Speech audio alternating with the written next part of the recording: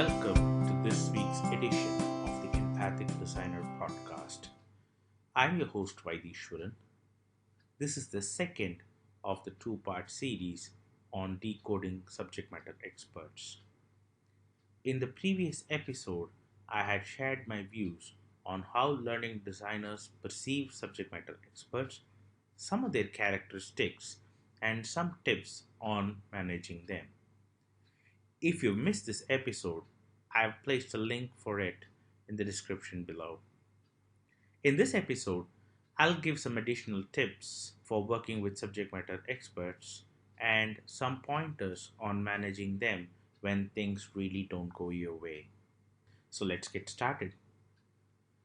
While working with subject matter experts, it is important to be prepared to embrace change. When you deal with subject matter experts, you have to expect problems and challenges. That's the way of life. It is important to remember that subject matter experts have to work toward their own goals and objectives with their own constraints and challenges. Think of your subject matter experts as an individual who is unique just like you, and you'll have to work with them.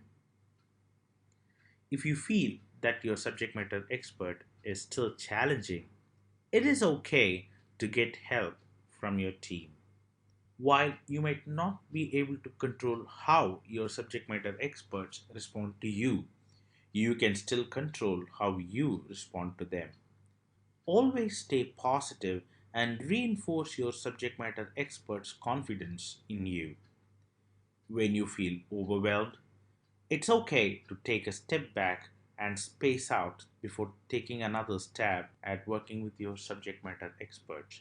Believe me, it makes a world of a difference in your approach for the good. Another simple but important aspect to working with subject matter experts is the process of documenting decisions.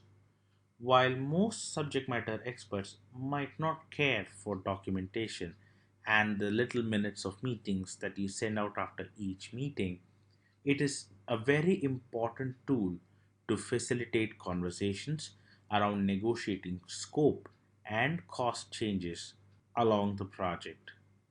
Again, when you're documenting meetings, don't make it sound self serving and make sure that you write with the intent to help your subject matter experts in their project. When you're presenting your ideas or conducting a brainstorming session with your subject matter experts, make sure that you state your design and the logic behind it in the simplest of terms. Don't try to sound oversmart.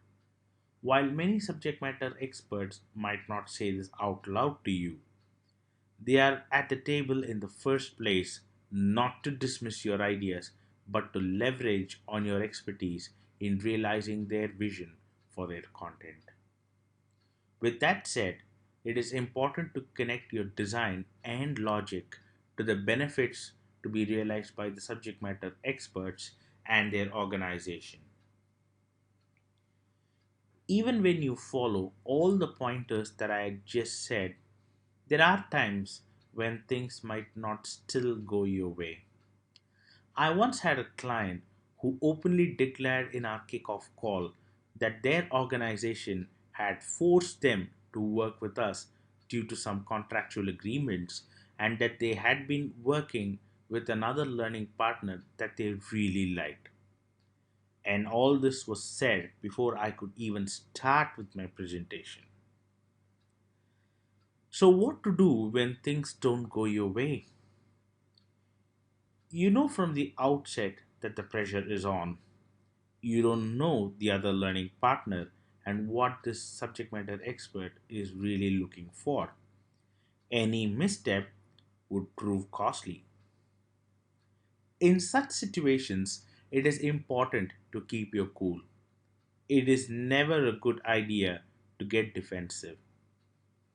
When you receive such comments, don't take them personally. Empathize with them. What would you have done if you were in their situation? Remember to separate people from the issue.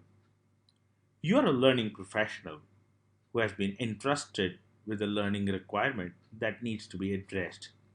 So try to get them solve the problem and address the issues with you and the team. While being positive and proactive is key, remember that it is not good to be seen as overconfident or overzealous. Trust yourself and your team and guide your subject matter experts throughout the project lifecycle.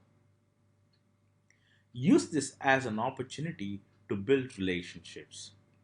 As you solve their problems, demonstrate your value as a learning partner, complementing their technical expertise. Stay focused on their needs and concerns related to the project. Acknowledge and address them. Your subject matter experts should know that they are being heard at every stage of the project. When your subject matter experts tread off course, think about it first before talking to them. Connect with them and ask them more about it to understand their thought process. Most importantly, don't agree or disagree with them immediately. Gather their points, analyze them with your team, and follow up with them. Coming back to my story, it's been 5 years now, and she's still working with me and my team, and it's been a wonderful journey. Do you have any other strategies that you use while working with your subject matter experts? I'd love to hear from you. Please share them in the comment section below and let's join hands in making their world a much better place to be for them. I'll talk to you again next week with another interesting topic.